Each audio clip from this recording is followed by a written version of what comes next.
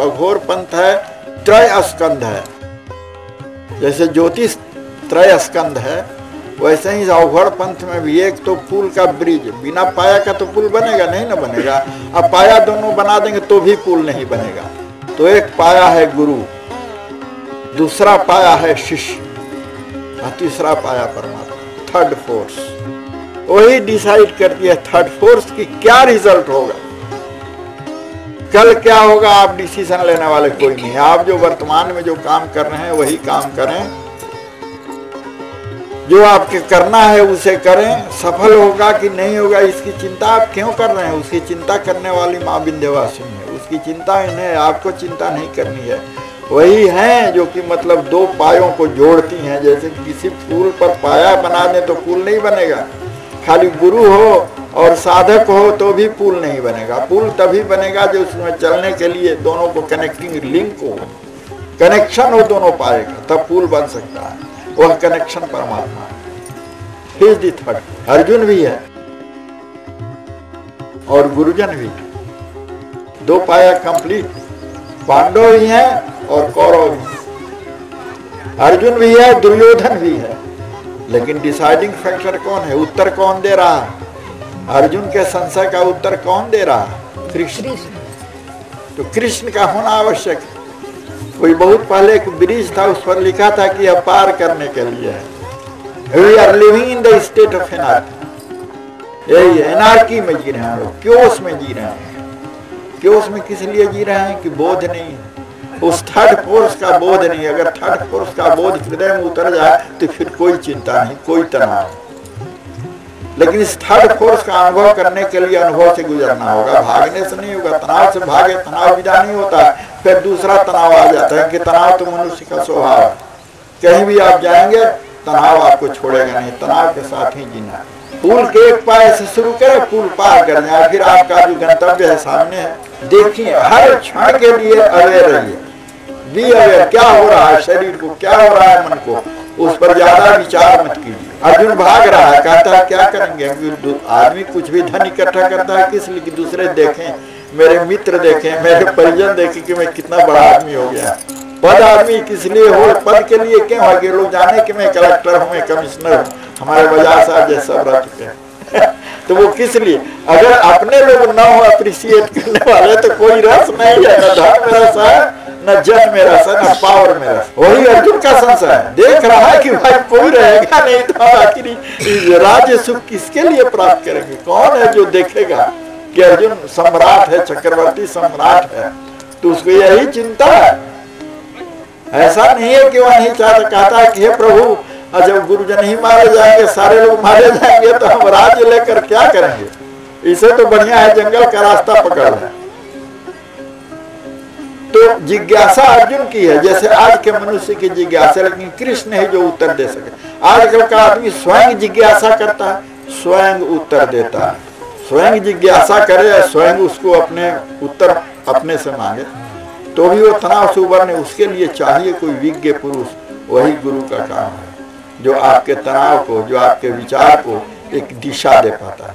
कि तनाव को झेलें नहीं, तनाव में जिए जरूर, तनाव को अनुभव करें, तनाव के प्रति आप अवेयर रहें, जागरूकता बनाए रखें, विचार करें तनाव कैसे हुआ, क्यों हुआ, ऐसा क्यों हो रहा है, और यह सोचें कि मेरे हाथ की बात, मेरे बस की बात नहीं है। तनाव को देखें, अनुभव करेंगे कि मेरे बस की बात नहीं। सोचते हैं कि कल राज तिलक होगा, हो जाता है 14 वर्ष के लिए वनवास। बोलिए भगवान के साथ ऐसा। थर्ड फोर्स का स्मरण करें कि यह थर्ड फोर्स ही डिसाइडिंग फैक्टर है। अर्जुन के जिज्ञासाओं का समाधान कृष्ण ही दे सकते हैं। सार्त्र ने प्रश्न किया, कानू ने प्रश्न किया, और भी जितने एग्जिस्टेंशियलिस्ट विचारक हुए, अस्तित्ववादी दार्शनिक, उन्होंने जिज्ञासा की, लेकिन उनकी जिज्ञासा स्वयं उत्तर बन गई। तो जिज्ञासा उत्तर बन जाती है तो खतरनाक बात होती है, आदमी उबर नहीं पाता है। तो तनाव से भागने नहीं, भागने से तो काम चलेगा नहीं। तनाव कभी नहीं पीछा छोड़ेगा। एक तनाव खत्म होगा, दूसरा तनाव सामने आ जाएगा। लेकिन कुछ भी हो, आप समझें कि देयर इज थर्ड फोर्स, एक ऐसी शक्ति है जो शक्ति हमको राहत पहुंचाएगी। तनाव क्यों हुआ, कैसे हुआ, इसका विवेचन करें जरूर, लेकिन तनाव में इतने आप निराश न हो जाए कि कहना पड़े कि कल क्या होगा। कल क्या होगा आप नहीं जानते। कल वही होगा जो तीसरी शक्ति है, जो थर्ड एलिमेंट है, वो सोचेगी। तो एक तो आध्यात्मिक जीवन ऐसे होता है। तनाव में जब तक हैं तब तक आप दुनिया में हैं। संसार द्वंद्वात्मक है, यहाँ सब कुछ द्वंद्व है। जब तक आप संसार में है, द्वंद्व में जिएंगे, यह आपका अनिवार्य सिसिफस की तरह यह अनिवार्य सत्य है। जब तक जिएंगे दुख रहेगा, तनाव रहेगा। बुद्ध ने तो कहा कि समूचा जीवन ही दुख है, लेकिन ऐसा हम लोग नहीं मानते हैं। जीवन दुख नहीं है, जीवन बहुत बड़ा सुख है। उनके लिए जो कि उसको समझते हैं, बोध से जीते हैं, सब कुछ अतिक्रमण, सुख दुख में जिए, लेकिन सुख दुख को पार कर जाए तभी अघोर मत है। अतिक्रमण कर जाए कि फिर न सुख रहे न दुख रहे, दोनों में आप सम्यक स्थिति संतुलन बना के रख सकें तो संतुलन है योग। मैं कहा ये सूत्र है। अगर सुख भी स्पर्श नहीं करे, दुख भी स्पर्श नहीं करे, सुख में आप उत्तेजित न हो, दुख में उद्विग्न न हो, तो समझिए कि जीवन आध्यात्मिक है आपका। क्षण रुष्टा क्षण तुष्टा रुष्टा तुष्टा क्षण चढ़े, तो जो व्यक्ति बार बार बिया रोपे और उखाड़ के देखे कितना बड़ा, तो अंकुरित तो आने नहीं होगा, अंकुरण होगा ही। इसी तरह से सुख और दुख दोनों से पार चले जाए। सुख भी हो तो उत्तेजित ना हो, दुख भी हो तो उद्विग्न न हो।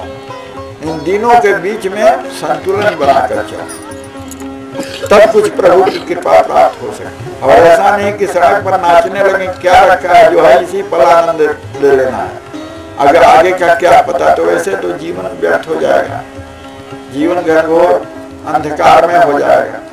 तनाव से तनाव का अंत नहीं होता है, तनाव का अंत तनाव झेल कर उसके पार हो जाने से। सुख दुख के उधेड़ गुण में नहीं रहना, सुख को और दुख को दोनों के बीच से निकल जाना है। एकांत का दरिया और डूब के जाना है अघोर पंथ है। और यह हुआ बिल्कुल सहज तरीका। वो 20 बार नहाने से या 20 बार हाथ मारने से कुछ नहीं होगा। तनाव अपने जगह पर, तनाव को समझ लीजिए, बोध में जीवन हो, तब आगे का मार्ग सूझ सकता है। जब खुद आप उलझे हुए हैं तो आगे का मार्ग क्या सूझेगा? सब परमात्मा पर छोड़ देना है कि he is the third force, वही डिसाइडिंग फैक्टर, वही दो पावर पायों के बीच में वो कनेक्शन का काम करता है। फिर एक है अभय, चित्त को अभय। जब आप साधना करेंगे तो ऐसा लगेगा कि अब हम गए, अब हम हैं नहीं। जब बिल्कुल गहन ध्यान में डूब जाए मन, तो उस वक्त एक भय होता है मन को, कहीं हम मर तो नहीं जाए, और आगे जाएंगे तो फिर क्या होगा। इतने ही में तो इसीलिए ध्यान बड़ा कठिन होता है। कोई कह दे आपको कि 1 घंटा ध्यान कीजिए तो 5 मिनट में लगेगा कि 1 घंटा पूरा हो गया और आंखें खुल जाए। और बहुत जब प्रगाढ़ ध्यान होगा तो ध्यान में डूबते हुए आपको ऐसा लगेगा कि अब गए, अब हम हैं नहीं। तो उस वक्त भी चित्त विचलित हो जाता है और ध्यान टूट जाता है। थोड़ा सा अभय को उपलब्ध हो जाए, भय का नामो निशान है, और भय रहित चित्त से परमात्मा का स्मरण हो तो परमात्मा शब्द है कहाँ नहीं। ऐसी कोई जगह नहीं है जहाँ परमात्मा न हो। गुरु नानक से मक्का में किसी ने कहा कि इधर पैर क्यों है, इधर तो भगवान की प्रतिमा है, वो क्या तो एक पत्थर जो है काबा। हाँ, तो उन्होंने कहा कि तो फिर भाई मेरा पैर उधर हटा दो, तुम ही जिधर ईश्वर न हो, जिधर भगवान न उधर पैर कर दो। तो लोग कहते हैं कि उनका पैर हटाया गया, तो जिधर जिधर पैर उनका हटे उसी तरह वो पत्थर जिसको मुसलमान लोग चूमते हैं। तो ऐसा कोई स्थान नहीं है जहाँ ईश्वर न हो। लेकिन चित्त चूंकि आपका बोध से पूर्ण है, अज्ञान से घिरा हुआ है, इसीलिए परमात्मा भी आ जाए तो आप पहचान नहीं सकेंगे परमात्मा है। जैसे तुलसीदास के 12 चित्रकूट के घाट पर भरी संतन की भीड़, अब प्रभु को चंदन दे रहा है तुलसीदास, पता नहीं कि यही भगवान है। तो यदि चित्त बोधमय नहीं है, चित्त अज्ञान से भरा हुआ, अंधकार से भरा हुआ हो, तो परमात्मा का दर्शन नहीं समझो। आप देख कर भी परमात्मा आ जाए और कहें कि हाँ मैं परमात्मा गया, तू परमात्मा, इतना सा आदमी को प्रतीत नहीं होगा। लेकिन जब बोधमय चित्त होता है, जिसमें बोध का प्रकाश आता है मन में और परमात्मा की स्थिति का पूर्ण ज्ञान हो जाता है, तो परमात्मा कहाँ है?